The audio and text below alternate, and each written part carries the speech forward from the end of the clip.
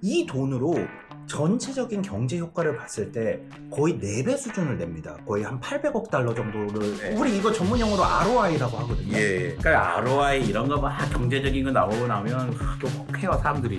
이런데 투자하고 싶죠. 지구 온도가 1도 올라가잖아요. 그럼 세계 GDP가 12%가 감소한다고 했잖아요. 2024년에 세계 GDP가 약 105조 달러입니다. 105조 달러에 12%면 얼마쯤 되겠어요? 12조 6천억 달러쯤 됩니다. 예. 규모 자체가 다른 차원이에요. 숫자의 심각성을 이렇게 조금 과장되게 얘기를 하는 경우가 있어요. 조금 이 숫자를 단순 비교하기는 어렵지 않나. 756억. 아, 이거 되게 걸렸어요. 이 정도 살짝 넘어가고 싶었는데. 네. 오늘 토론의 사회를 맡은 안될과학 약입니다. 오늘의 주제, 인류가 단 하나의 연구에 모든 것을 걸어야 한다면 기후위기 해결이냐 우주 탐사 연구냐입니다. 자, 물론 현실에서는 둘 다 해야겠죠. 근데 오늘 이 토론에 대전제가 있습니다. 둘 중 하나만 해야 됩니다. 기후위기 연구가 중요하다. 이정모 관장님이십니다. 지구에 불이 났습니다. 불이 난 집에서는 일단 불을 꺼야죠. 우주 탐사 연구 분야가 중요하다. 안될과학 항성님입니다. 불이 났는데 어디에 불이 났는지 알아야 되지 않겠습니까? 이 모든 것을 해결할 수 있는 우주 탐사가 중요하다고 생각하는 항성입니다. 오늘 토론 방식 간단하게 설명드리겠습니다. 먼저 양쪽 입장 발표를 듣고 자유 토론을 진행하십니다. 그 다음에 최종 변론으로 마무리를 하는데, 자유 토론에서는 별도의 어떤 주제나 틀이 없습니다. 마구마구 토론을 해주시면 됩니다. 그리고 여기 양팔 저울이 있거든요. 토론 중에 설득력 있는 발언이 나온다. 그러면 제가 이 한쪽 저울에 이 우주선을 올려드립니다. 우주 로켓을. 그래서 어느 진영이 우세한지 좀 추세를 볼 수 있는 그런 양파의 저울이라고 보겠습니다. 심판이신가요 오늘? 굉장히 공정하지만 사심 가득하게 하겠습니다. 좋습니다. 아무래도 안될과학 홈이기 때문에 관장님 존경하는 마음에 아, 술을 하나 여기 올리겠습니다. 굉장히 공정하지 않은데요? 약간 불쾌합니다. 양쪽에 하나씩 올려놓고 시작합시다. 아, 하나씩 올려놓을까요? 네. 테스트. 잘 작동합니다. 자, 그럼 먼저 우리 항성님 의견부터 들어보겠습니다. 제가 여기서 기후위기라든지 발생하고 있는 뭐 산불이라든지 폭염이라든지 홍수라든지 아니 이런 것들을 부정을 하는 건 아니에요. 기후위기가 현실이라는 거는 저도 인정을 합니다. 그런데 기후위기를 해결을 하기 위해서는 우주 탐사가 필수적이라는 말씀을 먼저 드리고 싶은 겁니다. 우주 탐사 자체가 기후위기를 해결하는데 토대다, 이런 입장을 갖고 있는 거죠. 오실 때 어떻게 오셨습니까? 걸어왔습니다. 내비게이션을 쓰셨어야 되는데. 술을 올리겠습니다. 네. 기후위기에 대한 진정성. 그러네요. 슈 올린 거 인정합니다. 네. 기후위기를 측정하는 것 자체가 위성이거든요. 예를 들면은 남극에서 빙하가 녹고 있는지, 어느 지역에서 CO2가 많이 나오고 있는지, 어느 지역에서 매연이 내뿜고 있는지, 이런 것들을 모두 관측할 수 있는 게 위성입니다. 그래서 이제 국제기구에서 나온 발표를 보면은 지구 관측 분야만으로 2030년에 GDP 7천억 달러를 기여를 한다. 그리고 뿐만 아니라 우리 첼리아빈스키라든지 기존에 생각지도 못했던 소행성 방어, 지금 우리나라도 하고 있거든요. 그리고 제임스 웹 우주망원경, 이 제임스 웹 우주망원경이 외계 행성에서 이제 생명의 흔적이 있을 수도 있다라는 증거를 조금씩 찾아내고 있습니다. 우리는 어디서 왔냐라고 하는 근원적 질문에 대답을 해줄 수 있는 게 바로 우주 탐사 아니겠습니까? 그래서 정리하면은 저는 기후 연구는 기후 문제만을 해결을 하지만, 우주를 연구를 하면은 기후 문제도 해결이 되고, 그 다음에 우리가 소행성과 같은 지구를 방어를 할 수 있는 전체적인 시스템도 있고, 인류의 근원적 질문에도 대답할 수 있는 상당히 다양한 문제를 해결을 할 수 있다, 이렇게 생각을 합니다. 예, 뭐 우주 탐사가 중요하죠. 아폴로 17호가 블루 마블이라는 사진을 찍었잖아요. 그 예. 지구를 보고서. 그 지구를 보고 나서 사람들이 지구를 사랑하게 됐어요. 다만 오늘의 토론의 장은 뭐예요? 자원과 시간이 부족할 때 우리가 어디에 투자를 해야 되는가? 기후위기에서 먼저 벗어나는 게 답이라고 생각하는 거예요. 왜냐하면 시간이 없기 때문입니다. 산업화 이후에 1850년부터 1900년을 50년을 평균을 내서 2024년 1년을 보면요, 1.5도가 올랐어요. 우린 1.5도에서 막자 1.5도 막자고 2018년부터 귀에 못이 박히도록 들었습니다.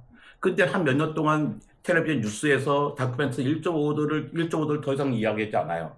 왜냐하면 1.5도를 이미 넘어섰기 때문입니다. 그러나 IPCC 거기서 2030년까지 온실가스를 지금보다 43%를 줄여야 한다고 이야기하고 있어요. 5년도 채 남지 않았습니다.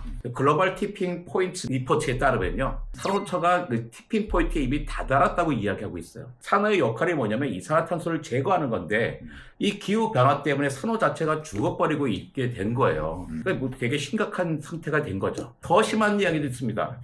더우면 뭐 에어컨 키지 이런 얘기들 많이 해요. 근데 에어컨 갖고 문제가 해결되지 않는 게 있어요. 지금 지구 인구가 80억이에요. 80억 가운데 약 33억, 36억 명 정도가 기후 취약 지역에 살고 있어요. 13억 6천만 명, 거의 14억 명 되는 사람들이 식량 위기에 봉착해 있다는 겁니다. 더우면 에어컨 틀면 되지만 굶고는 살 수 없게 되는 거잖아요. 네. 그래서 전문가들은 이야기합니다. 지금 1달러를 기후 위기 문제에 투여하면 나중에 6달러를 전략할 수 있다는 거예요. 수익률이 대단한데요. 그렇죠. 6배입니다. 그러니까 하버드와 노스웨스턴 대학의 연구에 따르면요, 지구의 평균 기온이 1도가 올라가면 GDP가, 전 세계 GDP가 12%가 감소한대요. 근데 지금은 이렇게 되면 우리가 아무리 투자해봐야, 우리 주가 상승해봐야 소용이 없게 돼버리는 거죠. 우주의 가치, 특히 기후 관측 위성의 가치는요, 그 누구도 부인하지 못할 거예요. 하지만요, 위성이 해주는 게 뭡니까? 진단 도구입니다. 근데 진단만 됐다고 해서, 진단이 아무리 정확하다고 해서 나를 치료할 수 있는 건 아닌 거잖아요. 진단이 좋아도 치료하지 못하면 환자는 죽습니다. 진단이 됐어요. 그럼 지금 뭐예요? 치료할 때라는 거죠. 안 놓을 수 없습니다. 지금 3대1의 스코어입니다. 이 스코어를 바탕으로 자유토론을 시작하겠습니다. 아시겠죠? 네, 제가 먼저 해야 될 것 같아요. 이제 관장님께서 이제 진단 도구라는 비유를 쓰셨습니다. 진단이 정확해야지만 치료를 정확하게 할 수가 있어요. 이 사람은 위가 아픈데 손가락 수술을 하고 있어. 이런 경우가 있어요, 왕왕. 아이스셋2라고 하는 나사에서 쏘아 올린 위성이 있습니다. 이 위성이 빙하나 이 모든 것들을 센티미터 단위로 관측을 해냅니다. 얼마나 위기다라고 말할 수 있는 것은 전부 이 우주 관측 때문이에요. 뭐 메탄이라든지 아니면 이산화탄소라든지 이런 것들이 어디서 나오고 얼마나 영향을 주고 있는지를 알지 못하면은 치료 방향을 정할 수가 없어요. 그렇지 않겠습니까? 진단의 중요성. 저도 왜 한번 심장에 뭐 넣었습니다. 심장에 넣었는데.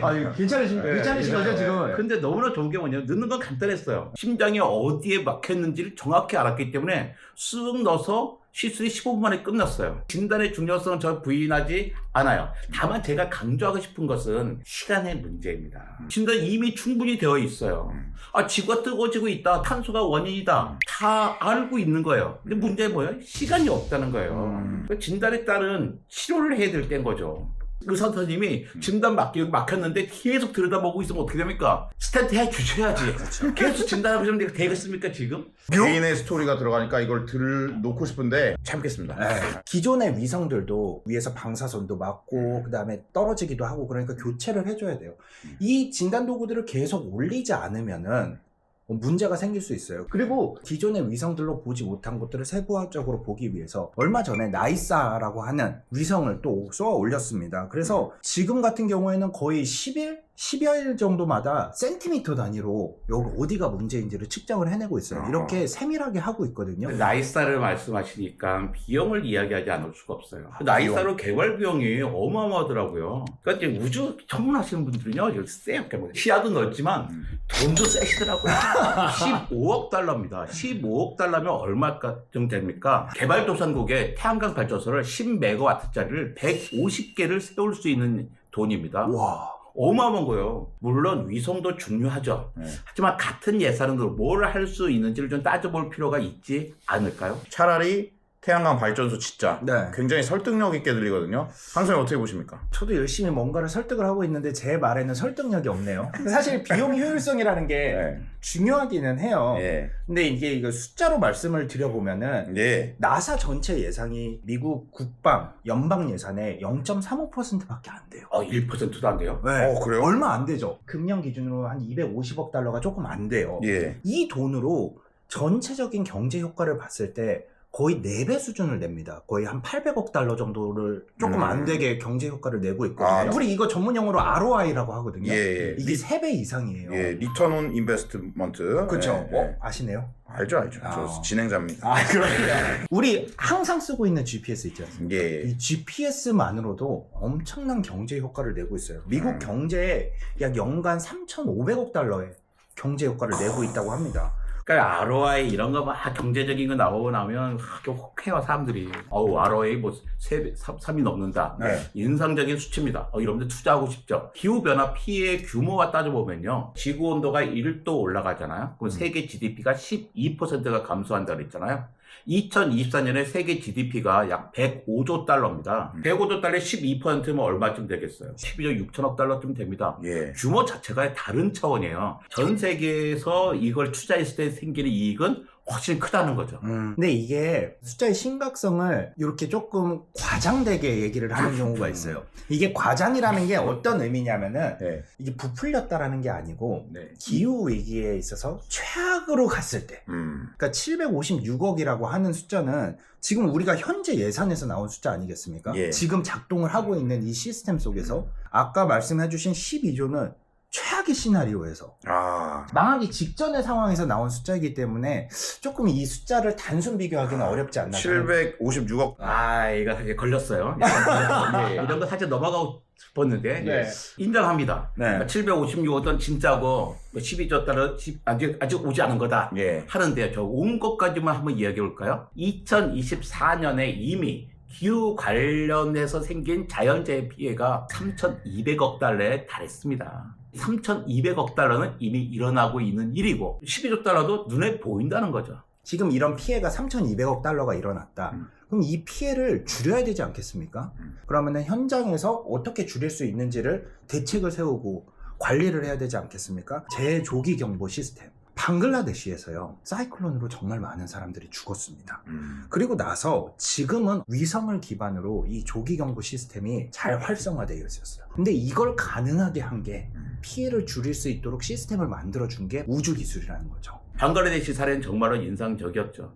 하지만요, 다만 정보가 피해를 줄이는 거잖아요. 그렇죠. 피해를 없애는 건 아닙니다. 온실가스를 줄여야지 태풍의 개수도 줄어들고 세력이 약한 거예요. 지금은 엄청 세졌잖아요. 그래서 근본적인 대책을 세우는 것은 난 이쪽이라고 생각합니다. 사실 이 우주 탐사에서는 기후 위기를 뿐만 아니라 심지어는 우리 생존의 문제까지 모든 것들을 관장을 하고 있거든요. 우리가 또 공룡처럼 될 수는 없지 않겠습니까?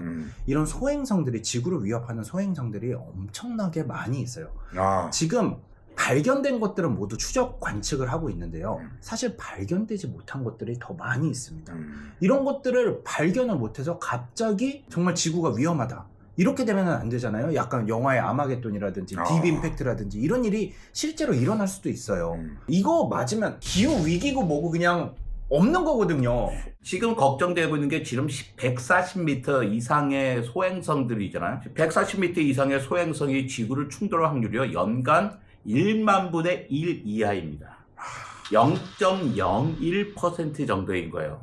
근데 기후 위기는 확률이 아니라 이미 현실이에요. 지금 벌어지고 있는 현실입니다. 중요한 거는 뭐냐면은 1만 분의 1이 딱 정해져서 가는 게 아니라 매년 우리가 그 주사위를 굴리듯이 굴리는 확률이라고 생각하면 돼요. 그래서 100년만 지나도 1%까지 올라갈 수가 있거든요. 따지고 보면은 확률이 올라갈 수도 있는 거예요. 그래서 계속 추적하고 관측하는 기술이 필요하고, 솔직히 발견 못한 소행성들도 제가 있다라고 말씀을 드렸잖아요. 예. 근데 1만 분의 1에는 발견 못한 소행성의 충돌 확률은 들어가 있지 않아요. 그러니까 어떤 일이 벌어질지는 모르는 거죠. 그렇군요. 네. 그래도 지금 100년이 지나도 1%인데요. 네.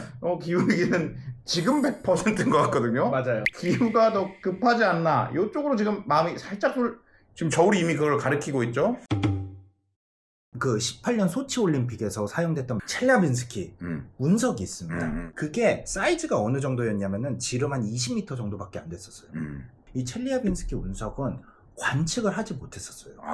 약간 무섭긴 하네요. 네. 왜 우리 비행기 사고 같은 것도 확률은 낮지만 비행기 탈 때 좀 더 무섭잖아요. 그렇죠. 자동차 네. 탈 때보다. 우리가 눈 깜짝할 새에도 갑자기 일어날 수 있는 일이거든요. 근데 그게 2013년이에요. 지금 몇 년이니까 2026년이잖아요. 13년 지난 거예요. 그 사이에 기후 관련 재해로 얼마나 많은 사람이 피해봤습니까? 매년 수십만 명이요 직감적인 피해를 보고 있습니다. 빈도와 규모에 있어서 차이가 엄청나게 크죠. 기후위기 데이터가 위성 데이터 말고 이 지상 데이터도 활용되지 않습니까? 지상 관측소 많이 하죠. 그러니까 곳곳에 기상돼 있고 여기 발론도 띄우고 그러죠. 그런데 솔직히 좀 말씀드리자면 글로벌 스케일의 정확한 데이터는 대부분 위성에서 오는 게 맞습니다. 네. 특히 극지, 해양, 밀림 같은 데서는 사람이 접근할 수 없잖아요. 그러니까 만약에 위성 데이터가 없었다면 지금 같은 우리 기후연구, 기상 대처는 있을 수 없습니다. 그건 인정할 수밖에 없습니다. 맞아요. 그러니까 지금 너무 중요한 말씀을 해주셨는데 사실 위성 없이는 이 모든 게 불가능하다. 기후위기 연구에 올인을 했을 때 이런 위성 관측이나 이런 것들을 사용하지 못하는 경우가 생기는 거잖아요. 사실은. 그러면은 이 부분에 있어서는 기후위기 연구를 어떻게 지속할 수 있냐라는 거죠. 공무원을 해본 입장에서 네. 어렵지 않습니다. 왜냐면 예산의 문제보다 예산 편성의 문제입니다. 기후 연구 예산 안에 위성 운영비 또 위성 개발비를 포함시키면 되는 거예요. 위성을 쏘는데 그 목적이 기후 관측이면 그건 기후 연구에 해당하는 거거든요. 스페이스X 민간에서 상업적으로 엄청나게 쏘아 올립니다. 작년에 뭐 159번인가 쐈다며요. 한 번에 수십 개씩 쏘아 올리고 있습니다. 근데 그거는 그들에게 맡기면 이제 민간의 영역에서 하면 되는 게 아닐까요?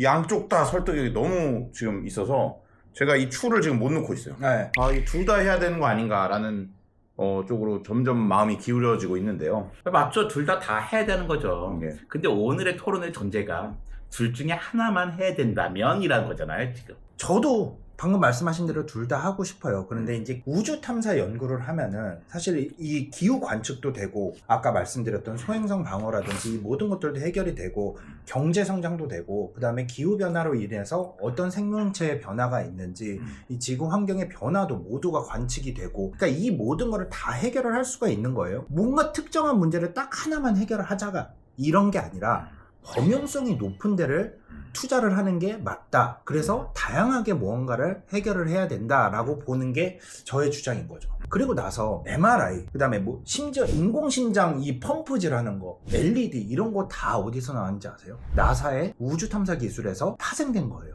이런 걸 우리가 전문 용어로 나사 스피노프라고 부르기는 그렇구나. 하는데 실생활의 문명을 바꿀 수 있는 기술들도 계속 나온다는 거죠. 스피노프의 가치를 인정하죠. 그 스피노프 된 기술 때문에 우리가 얼마나 편리하게 맞아요. 살고 있어요. 근데 스피노프란 게 뭐예요? 원래 의도하지 않았지만 운 좋게 생긴 부산물들인 거잖아요. 기후위기처럼 명확한 타겟이 있을 때는요. 부산물을 기대하는 게 아니라 목표물을 정조준을 해야 되는 겁니다. 지금 방글라데시에서 홍수로 많은 집을 잃은 사람들이 있어요. 또 저 모담비크에서는 가뭄으로 사람들이 굶주리고 있습니다. 이 사람들에게 지금 가장 급한 게 뭘까요? 살려야죠. 당장은 아니 그렇게 물어보시면 근데 이분들한테도 사실 장기적으로 보면은 조기경보 시스템 아까 제가 말씀드리지 않았습니까? 이 조기경보 시스템이 있었으면은 위성경보가 예를 들어서 뭐 30분이라든지 1시간만 일찍 이렇게 뭔가를 알려준다라고 했으면은 집을 잃지 않았을 수도 있겠죠. 기후가 어떻게 올 것이다 이런 거를 대비를 했으면은 수확량도 지금보다는 그렇게 엄청나게 줄어들거나 그러지는 않았겠죠. 그 장기적인 해법은 항상 중요합니다. 장기적인 해법의 가치가 크죠. 다만 지금 그 사람들에게 필요한 게 장기적인 투자냐, 당장의 적은 기술이냐 하는 겁니다. 기온이 계속 높아질 때 또 자랄 수 있는 내열 품종을 개발하고 물이 없을 때 먹을 수 있는 담수화 기술을 만들고 어떤 추상적인 스피노프에 기댈 게 아닌 거잖아요. 당장의 생존 기술입니다. 우리는 지금 주제가 연구잖아요. 예. 아까 뭐 방글라데시에 또는 모잠비크에 이런 상황들이 있으면은 어떻게 할 것인가에 대해서 여쭤보셨는데 우리가 오늘 집중할 거는 단기적으로 이 사람들을 구호하는 게 아니라 장기적인 연구가 이번 토론의 저는 목적이라고 생각을 해요. 그러니까 장기적으로도요 마찬가지로 기후가 중요합니다. 그러니까 IPCC에 따르면요 기후 취약국 재난 사망률이 선진국보다 한 15배 정도 높습니다. 그러니까 기후 위기는요 모든 사람에게 공평하지 않아요. 부자 나라, 가난한 나라가 다르고요. 같은 나라에서도 부자와 가난한 사람의 차이가 생깁니다. 그러니까 취약국의 생존에 아주 직결되는 연구입니다. 생존에 대한 이야기가 오고 가고 있습니다. 네. 항성님도 아까 소행성 으로 생존에 대해서 맞아요. 말씀하셨고 네. 두 분이 이야기하시는 그 생존의 시간의 그 스케일이 좀 많이 다른 것 같습니다. 관장님께서 말씀하시는 기후 위기와 관련된 우리 인류가 어떻게 생존을 할 거냐라고 하는 거는 짧게 보면 수십 년 스케일이라고 볼 수가 있을 것 같아요. 근데 제가 말씀드린 소행성이나 이런 것들은 사실 따지고 보면은 갑자기 나타나면 빠른 시간 내에 나타날 수도 있는 거거든요. 그래서 저는 시간 스케일이 이렇게 두 개가 다르다면은 대응 방식도 달라져야 되지 않을까, 저는 그렇게 생각을 합니다. 기후 위기라는 거는 한 번에 일어나는 게 아니라 장시간 동안, 긴 시간 동안 서로가 적응을 하면서 그 상황에서 어떻게 해결을 해야 되는지 이 문제를 찾는 거고요. 소행성 같은 경우에는 아예 사전에 대비하지 않으면 왔다! 그러면은 어떻게 하실 거예요? 어디로 도망가실 거예요? 예. 방법이 어디로 가실 거예요? 그러니까 적응하면서 대응하라고 하셨는데요. 기후 위기는 가속하고 있어요. 속도가 점점 빨라지고 있습니다. 적응할 수 있는 시간이 점점 줄어들고 있습니다. 지금 너무 이 저울이 안 사용되고 있었기 때문에 맞아요. 지금 두 분의 열띤 토론에 지금 감명을 받았거든요. 네. 하나씩 올리면서 다음 토론 이어가겠습니다. 네.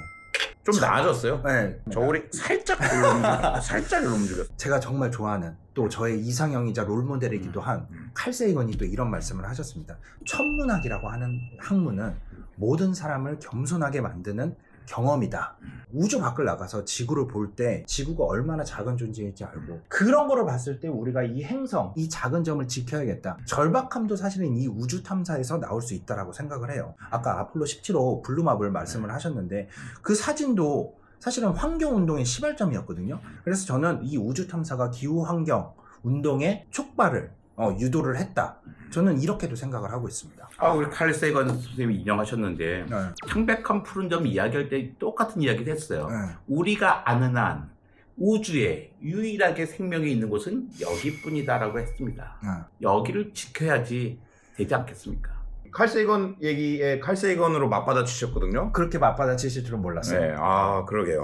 근데 사실 저도 똑같은 말이에요. 지구를 지키자라고 드리는 말씀이긴 한데 지구를 지키는 가장 좋은 방법은 우주에서 지구를 지키는 게 가장 정확하고 명확하게 지킬 수 있다라는 게 저의 생각인 거죠. 보는 것만으로는 해결되지가 않습니다. 네. 본 다음에 행동을 해야지 되는 거죠. 보지 않으면은 어디를 고치겠습니까? 우리 처음에도 얘기를 했지만 보지 않으면은 지금 두 분의 의견이 굉장히 팽팽합니다. 네. 그리고 존경과 존중과 과학적인 데이터를 가지고 토론하시는 게 굉장히 인상적이었고요. 약간 뭐 인신공격 이런 것도 약간 기대했습니다만 전혀 나오지 않고 인신공격을 할 수는 없죠. 제가 어떻게? 두 분의 이제 자유 토론을 종료하고 최종 변론으로 넘어가겠습니다. 네. 사랑하고 존경했던 항성님과 이렇게 토론할 수 있으니 정말 좋았는데요. GPS, 기상위성, 그 다음에 제임스 웹 우주 망원경 네. 이런 것이 없는 세상은 우리는 상상할 수가 없습니다. 저 동의합니다. 우주 탐사의 가치 저는 진심으로 인정합니다. 별을 보지 않고 제가 과연 과학자가 됐겠습니까? 하지만요, 단 하나만 연구한다면 저는 여전히 기후위기가 먼저라고 생각합니다. 이유는 아주 단순합니다. 시간이 없기 때문입니다. 지금 이 순간에도 33억 명이 기후 취약 지역에 살고 있습니다. 지금까지 1시간 정도 이야기했을 겁니다. 네. 그 1시간 동안에 지구에서 녹아버린 빙하가 3천만 톤이 되고 있습니다. IPCC는 2030년이 마지노선이라고 말합니다. 5년이 채 남지 않았어요. 이 우주가 우리에게 가르쳐준 게 있습니다. 네. 블루마블 사진을 보면서 우리는 지구가 얼마나 작고 소중한지 알게 되었어요. 이제 그 소중한 곳을 지킬 차례입니다. 별을 바라다 보는 게 중요합니다. 근데 발을 딛고 서야 별을 바라다 볼 수 있지 않겠습니까? 발밑을 먼저 단단히 하고 함께 별을 봤으면 좋겠습니다. 관장님이 평소에 기후위기에 대해서 얼마나 심각하고 또 얼마나 절박하게 생각하시는지 제가 좀 너무나 잘 알고 있습니다. 33억 명의 기후위기라든지 네. 약간 뭐 얼마 남지 않은 티핑포인트 이런 네. 것들은 저도 잘 알고 있는데 단 하나라는 전제 하에서는 그래도 우주 탐사가 더 많은 대답을 줄 수 있지 않을까 그렇게 생각을 합니다. 우주 인프라에 투자를 하고 우주 탐사에 연구를 하게 되면은 기후 위기를 해결을 할 수 있는 여러 가지 산업으로 그다음에 여러 가지 연구로 파생될 수 있는 것들이 많기 때문에 저는 그래도 우주 탐사가 더 중요하지 않을까 그렇게 생각을 합니다. 보는 것만으로 무언가를 우리를 지킬 수 없다라고 하셨는데 사실 저도 동의는 하거든요. 예. 근데 보지를 않으면은 어디를 지켜야 할지 우리가 알 수가 없습니다. 음. 우주라는 것 자체가 이 어둠을 밝히는 역할을 하고 있다고 생각을 합니다. 그래서 기후를 지키기 위해서라도 저는 이 우주를 밝혀야 되지 않을까 그렇게 생각을 합니다. 황성님 고생하셨다는 의미로 하나를 올려드립니다. 다행합니다. 하지만 다행입니다. 승부에는 변함이 없습니다. 아, 감사합니다. 고생.